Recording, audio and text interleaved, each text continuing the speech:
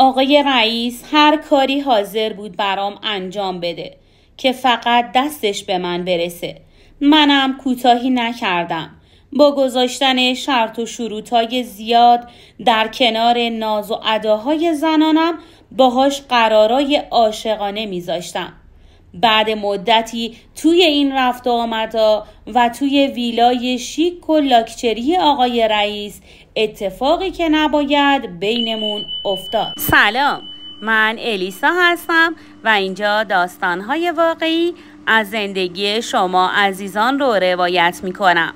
برای شنیدن بهترین و جدیدترین داستانها همین الان کانال منو سابسکرایب کن. راستی از اینکه روی این ویدیو کلیک کردی خیلی از تو ممنونم. برگردیم به روایت داستان. 3 خواهر بودیم و پدری که کارمند ساده یک اداره دولتی بود.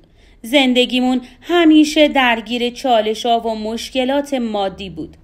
بقیه خانوادم انگار با این مسئله کنار اومده بودن و اصلاً براشون این کمبودهای مالی اهمیتی نداشت. اما من از همون بچگی تحمل این حساب کتابا و 1 قرون دوزار کردنا رو نداشتم.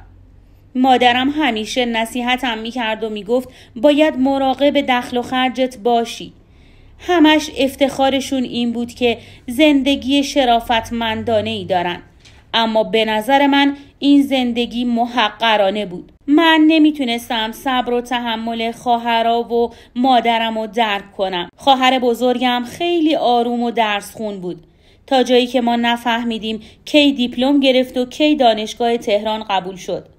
اگه بگم تمام سالای تحصیلش رو فقط با 2-3 دست مانتو شلوار گذرون دروغ نگفتم. مادرم خیلی بهش افتخار میکرد و خواهرم خودش خیلی ذوق درس و دانشگاه رو داشت. خیلی زود لیسانس و بعد اون فوق لیسانسش رو با بهترین معدل گرفت و بورسیه تحصیلی شد. در اوج ناباوری ما راهی خارج از ایران شد. پول سفر و رفتنش رو پدرم با 1000 جور وام و بدبختی جفت و جور کرد. خواهرم مثل همیشه با سادگی کامل راهی شد تا آینده تحصیلی خودش رو ادامه بده. اما خواهر وسطی من که از هممونم زیباتر بود شهر خودمون دانشگاه قبول شد. سال 2 دانشگاه بود که با یکی از همکلاسیاش عقد کرد. بعد از تموم شدن درسش با یک مراسم ساده دانشجویی و مختصر جهیزیه‌ای که پدرم بهش داده بود راهی خونه بخت شد. شوهرش ساکن یکی از شهرهای کوچیک شمال بودن و اونجا با خواهرم زندگی مشترکشون رو شروع کردن. خواهرم دقیقاً مثل مامان زن بساز و آرومی بود و زندگی بی‌حاشیه‌ای داشت. خیلی زودم بچه دار شد و نمیدونم چطور میتونست زندگیشو اینقدر آسون بگیره. به جای هر دوی اونا من مرتب هرس و جوش میخوردم.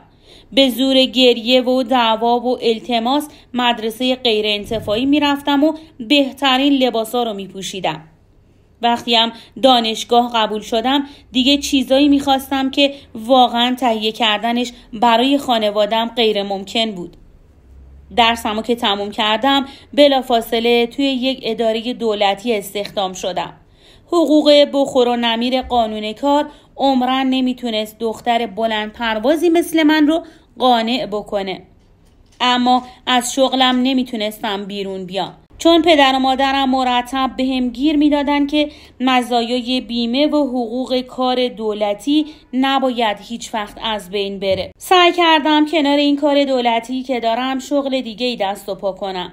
بعد از کلی پرسجو و تحقیقات موفق شدم با یه شرکت نیمه خصوصی ارتباط بگیرم. کارشون وارد کردن قطعات خاصی از خارج کشور بود. از این شرکت ها که وابسته به رانت و پارتی بازی هستن. منم از همه ترفندای زنانم استفاده کردم تا تونستم حسابی خودم رو توی شرکت جا بدم. نمیدونم از بدی یا خوبی روزگار قلاب من گیر کرد به گردن کلفترین رئیس که مرد جا افتاده 50 ساله‌ای بود. از اونا که زن و بچه و عروس و داماد دارن. اما دلشون هنوز پی دخترای شیطون بلاست.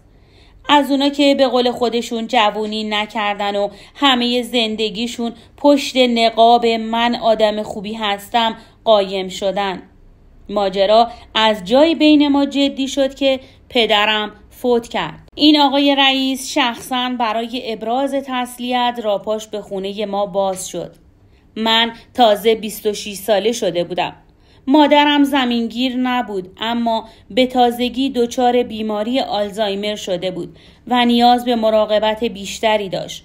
من به هر دو خواهرم قول داده بودم که مواظبش هستم و تنهاش نمیذارم. با کمرنگتر شدن نقش پدر و مادرم دست و پای من انگار بازتر شده بود. تونستم خیلی راحت‌تر از قبل چند تا عمل زیبایی بکنم و حسابی قیافم تغییر بدم. توی چشم همه اومده بودم و دیگه آقای رئیس هر کاری حاضر بود برام انجام بده که فقط دستش به من برسه. منم کوتاهی نکردم و با گذاشتن شرط و شروطای زیاد در کنار ناز و اداهای زنانه باهاش قرارای عاشقانه میذاشتم. بعد مدتی توی این رفت آمدا و توی ویلای شیک و لاکچری آقای رئیس اتفاقی که نباید بینمون افتاد. من شدم سوگلی ایشون. این مدت برام ماشین خرید و سهام زیادی از شرکت رو تونستم بگیرم. از کار اداری خودم کلاً بیرون اومدم و زندگیم همون ایدئالی شد که همیشه دلم میخواست. اما نفهمیدم چطور این وسطا یه دفعه حامله شدم. حاملگی که در جدیدی به زندگیم باز کرد. تازه فهمیدم چقدر بچه دوست دارم. چقدر دلم میخواد تشکیل خانواده بدم. اما آقای رئیس حسابی مخالف بود. نمیخواست منو حتی به عنوان زن دوم قبول کنه. وجهه اجتماعیش خیلی براش مهم بود و اصرار داشت هیچ بچه‌ای در کار نباشه. مقاومت هم بیفایده بود و همه چیز همینطور که زود شروع شده بود تموم شد. آقای رئیس ارتباطش با من رو میخواست، اما به شرط اینکه مخفی و پوشیده بمونه و من احساس میکردم یه موجود دست دوم زیادی هستم که همیشه باید گوشه‌ای پنهان باشم. درسته به همه خواسته های مادیم رسیدم، اما تنهام. متاسفانه چند ماه پیش مادرم هم فوت کرد و من تنهاتر از قبل شدم. دلم خانواده میخواد، اما از ثروت و خوشگذرونی کنار آقای رئیسم نمیتونم چشم پوشی کنم. الان سر دوراهی بدی گیر کردم. خواهر بزرگم که خارج از ایرانه اونجا حسابی جا افتاده. اصرار داره که حالا برم پیششو با هم زندگی کنیم. اما من نمیدونم تحمل غربت رو دارم یا نه. میترسم برم و این شرایط رو هم از دست بدم. از طرفی میترسم بمونم و همیشه نقش زن پنهانی رو داشته باشم. به نظر شما بهترین کاری که توی این شرایط میتونم انجام بدم چیه؟ با فشردن دکمه زنگوله اولین کسی باش که از جدیدترین و باحالترین داستانای ما با خبر میشی.